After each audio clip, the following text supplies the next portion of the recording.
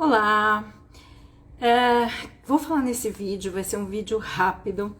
Essa entrada vai ser rápida, mas eu queria falar sobre o medo de não ser amado, né? Ou o medo de não ser amada. Que tipo de comportamentos tem por trás dessa sensação ou desse sentimento? Se tem aspectos sistêmicos ou são só aspectos psicológicos? Então, eu não consigo esclarecer tudo isso dentro de um vídeo de 1 minuto. Então, eu vou conversar com vocês sobre este medo, tá? E como é que ele se manifesta e quais são os sinais de alerta. Então, vamos lá. Tem 2 sinais principais de alerta que eu posso ter esse sentimento de não ser amada, de medo de não ser amada, e que se manifestam inclusive de formas completamente opostas, né? Então, o primeiro sinal é se eu tenho a necessidade de agradar, de não ter conflito, a opinião daquela pessoa que eu amo é muito importante para mim e eu fico arrasada quando essa pessoa, quando a gente discute. Então é como se eu tivesse que ser bonzinho o tempo inteiro, fazer tudo para agradar o tempo inteiro, principalmente para as pessoas que a gente ama, que a gente tem apreço e que são importantes na nossa vida. E um outro sinal que é diametralmente oposto a isso é eu afastar as pessoas antes de me envolver com essas pessoas, porque eu tenho medo que essas pessoas façam eu entrar em contato com a rejeição, com o não ser amado. Então ela pode se manifestar dessas 2 formas, ou eu querer fazer de tudo para agradar, ou eu afastar as pessoas, não me envolver em relacionamentos, muitas vezes inclusive ser agressivo no trato com as pessoas, porque daí eu não corro o risco de não me sentir amado, porque eu já estou afastando antes, né? Vamos falar sobre os aspectos psicológicos que podem levar a isso, né? Que tipo de feridas emocionais eu tenho por trás disso? Quando a gente está falando de um relacionamento afetivo, a gente espelha muito nas nossas relações e nas nossas histórias afetivas as nossas vivências com o pai e com a mãe. Depois eu vou falar dos aspectos sistêmicos, mas vamos falar dos aspectos psicológicos. Então, às vezes eu espelho ou para fazer igual ou para fazer totalmente diferente do que os meus pais fizeram em relação às minhas relações. Mas eu tenho, por trás de uma pessoa que tem medo de não ser amado, uma ferida de que em algum momento, lá na infância, ela não foi amada.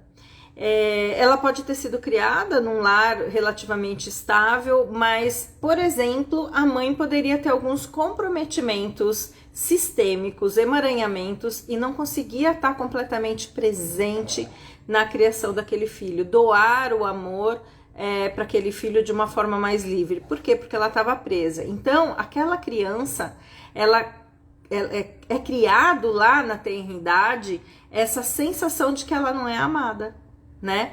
E aí isso começa a se refletir nas relações dela ao longo da vida.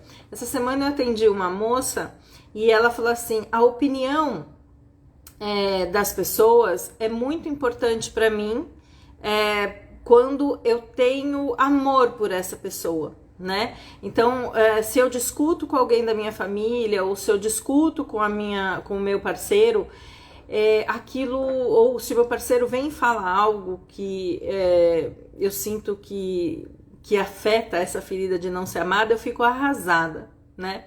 E aí eu conversei com essa pessoa e fiz alguns questionamentos de como que foi a criação dela, como é que foi a convivência dela com os pais, com a mãe, como é que era essa relação dos pais, e ela me contou que ela era muito nova e de repente os pais se separaram. Ela tinha ali uns 6 anos e gozado, né? Eu atendi uma outra pessoa com uma demanda muito parecida essa semana, mas ele já era adulto, né? E que os pais se separaram e ela sentia culpa nesse processo e a mãe não estava inteira, né? Ela devia de ter uns 6 anos para doar esse amor. Então, ela se sentiu rejeitada, o pai se afastou Então, existe uma série de aspectos que acontecem com a nossa vida que podem criar essa ferida de rejeição, tá?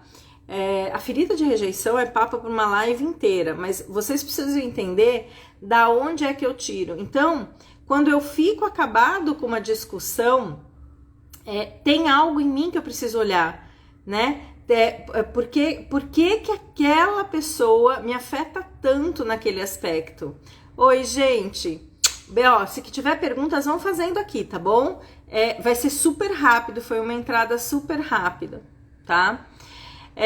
Então, por exemplo, quando eu tô falando de um casal, que também foi uma outra pessoa que eu atendi essa semana, ele falou assim, a opinião das outras pessoas, foi um homem, né? A opinião das outras pessoas não me afeta, né?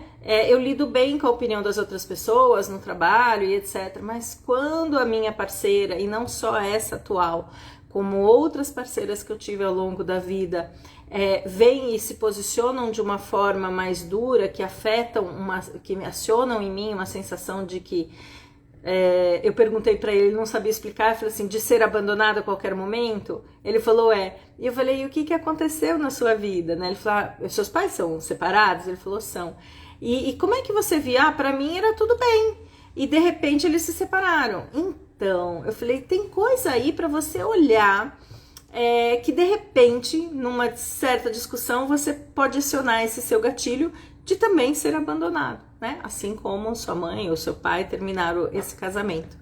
Então, quando a gente tem algum sentimento muito exacerbado, tem algo na gente provocado por outra pessoa, né?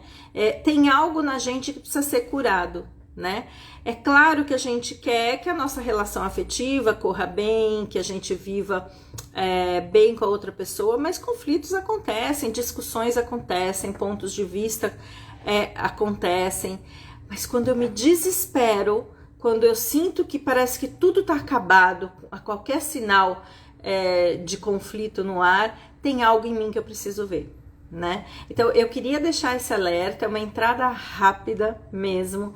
Tem alguma pergunta, né? Tô vendo aqui, tem Thaís, encontre sua viagem, eu não sei quem é que tá aí, porque eu sei que são dois queridos, né? Então, tem alguma pergunta sobre isso? Então, qual é o meu medo de não ser amado? Então, meu medo de não ser amado mexe numa ferida minha de rejeição ou de abandono, mexe em feridas muito profundas desenvolvidas lá na infância, né? Oi, Nilde, que delícia! Agora, eu tenho aspectos sistêmicos que podem estar me afetando com essa sensação, porque não tem nenhuma explicação dentro da minha família? Pode. Então, eu posso estar com o que a gente chama dentro da constelação sistêmica de sentimentos adotados, né? Então, esse sentimento adotado eu tô conectada com alguém do meu sistema familiar, algum antepassado meu, que viveu uma história de rejeição ou de abandono, né? E aí, para que eu traga à tona isso, né, como minha missão dentro da família, eu tenho a mesma sensação que essa pessoa. Então, não necessariamente na minha vida eu passei por uma situação dessa. Então, eu estou expandindo um pouquinho. Então, a primeira explicação que eu dei nesses minutos iniciais foi dos aspectos psicológicos que eu tenho ali, né, inclusive da gestação, a rejeição dentro da barriga da mãe também gera essas sensações, aí até a vida atual. Mas tem aspectos que às vezes eu tô conectada com os sentimentos mais profundos que vêm anteriormente, né, vem antes disso. Como 2 pessoas me procuraram essa semana sobre o tema, eu falei, eu acho que tem mais pessoas que eu posso ajudar com isso. Tem uma pergunta aqui, para as crianças foi de repente, mas certamente não foi para os adultos. Exatamente. Oi, Dedé Okamoto, que nossa comida ontem, pena que a gente não tirou foto da nossa saída ontem. Exatamente isso. Para as crianças é de repente porque às vezes eles não enxergam esses conflitos dos pais, né? Tem conflitos que são vistos pelos filhos, agressividade vistas, mas às vezes os casais não discutem na frente dos filhos, e na hora que chega no rompimento do casal, a criança não entende muito bem, e é muito complicado porque muitas crianças às vezes associam com algo que aconteceu aqueles dias que ela fez, por exemplo, sei lá, eu briguei com meu irmão, e aí meus pais se separaram. Ou eu fui mal na prova e meus pais se separaram. Eu tô falando de uma mente infantil, gente. A mente infantil não entende por que os pais se separam.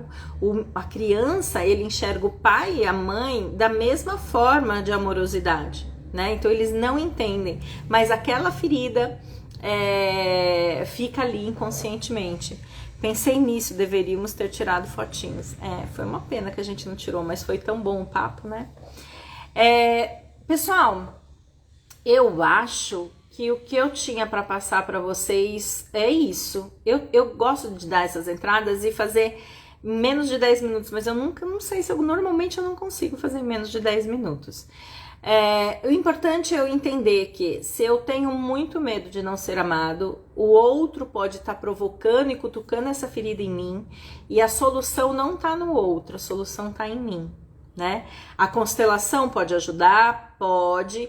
O EFT e o Matrix Imprinting, que são duas técnicas que eu utilizo da psicologia energética, podem ajudar muito.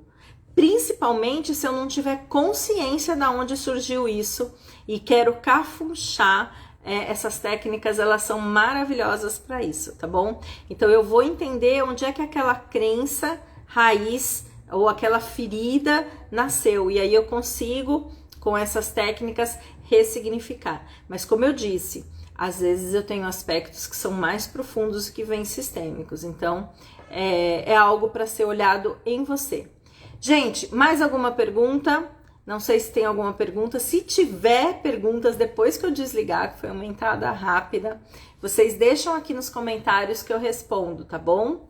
Um beijo, fiquem com Deus, e era isso por hoje. Um beijo.